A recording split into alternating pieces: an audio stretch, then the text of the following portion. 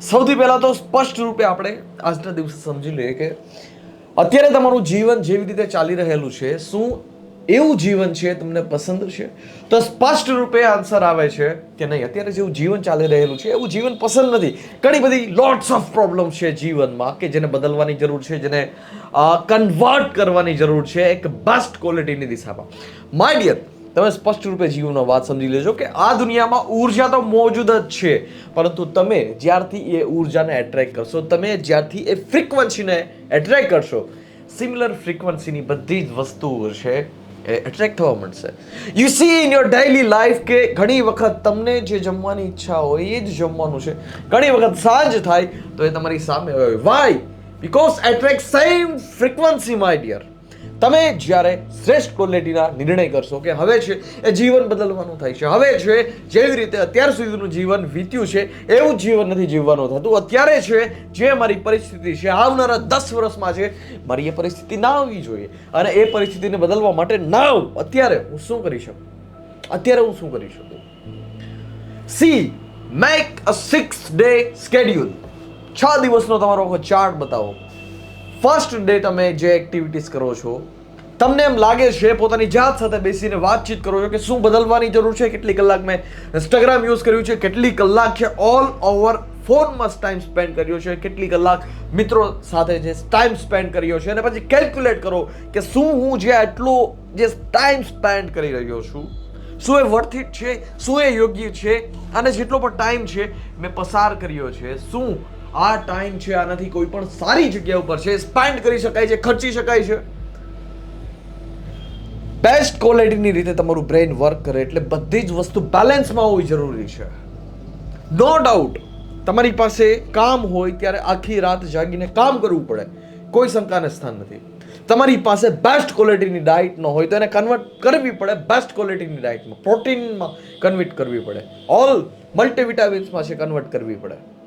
તમારું એન્જિન જો તમારે બેસ્ટ ક્વોલિટીની રીતે ચલાવવું હોય તો બેસ્ટ ક્વોલિટીની બધી જ વસ્તુની છે જરૂર પડવાની જ છે. તમે આસપાસનું જે ગાર્બેજ છે એ ભેગું કરીને એક બેસ્ટ ક્વોલિટીની કાર, ના પ્લેન, ના તમારું બોડી ચલાવી શકો my dear. See your life. તમારા જીવનના છે બધા જ ફેઝિસ છે ને ફેઝિસને છે તમે કેવી રીતે લઈ રહ્યા છો? તમે જો જીવનને છે હલકામાં લઈ રહ્યા હોય તો ભૂલી જજો માય ડિયર, અને તમારી અંદરની જે શક્તિ છે, તમારી અંદરની જે ઉર્જા છે એને જો તમે હલકામાં લઈ રહ્યા હોય તો તમે ભૂલી જશો. સૌથી પહેલા તો ડાયરેક્શન આપો, દિશા આપો.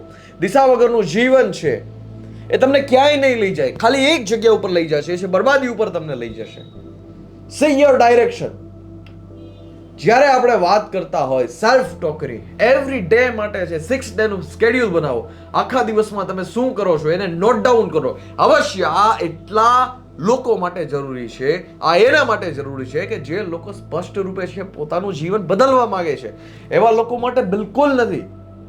એવા લોકો માટે ના કૃષ્ણ નથી, એવા લોકો માટે ના બુદ્ધ નથી, એવા લોકો માટે ના ભગતસિંહ નથી, કે ના કોઈ પણ શ્રેષ્ઠ દરજ્જાની બાયોગ્રાફી છે કે જે લોકો છે ઢીલું જીવન જીવવા માંગે છે, જે લોકો નબળું જીવન જીવવા માંગે છે. મહાન માણસો ફાયદાકારક એને માટે છે જે એકચ્યુઅલમાં મહાન બનવા માંગે છે. સફળ માણસો ફાયદાકારક એના માટે જે સફળ બનવા માંગે છે. એટલે ફંડામેન્ટલ સાફ રીતે સમજી લેજો, સ્પષ્ટ રીતે સમજી લેજો. જેટલા પણ સફળ લોકો છે, જેટલી પણ પુસ્તકો છે, જેટલી પણ ઉપલબ્ધિઓ છે, તમને તો જ છે ફાયદાકારક થશે જો તમે જીવનમાં છે સંઘર્ષ કરવા માટે તૈયાર હોય અને હાર્ડ ટ્રુથને છે એ સ્વીકારવા માટે તૈયાર હોય. એવરી ડે માટે પોતાની સેલ્ફને ક્વેશ્ચન કરો. શું ઘટ્યું આજના દિવસમાં? શા માટે આજનો દિવસ છે એવરેજ પસાર થઈ ગયો? એવરી ડે માટે વાતચીત કરો. તમારા જે સપના છે અને તમારા એક્શન છે, શું આ બંને વચ્ચે કઈ મેચ થાય છે?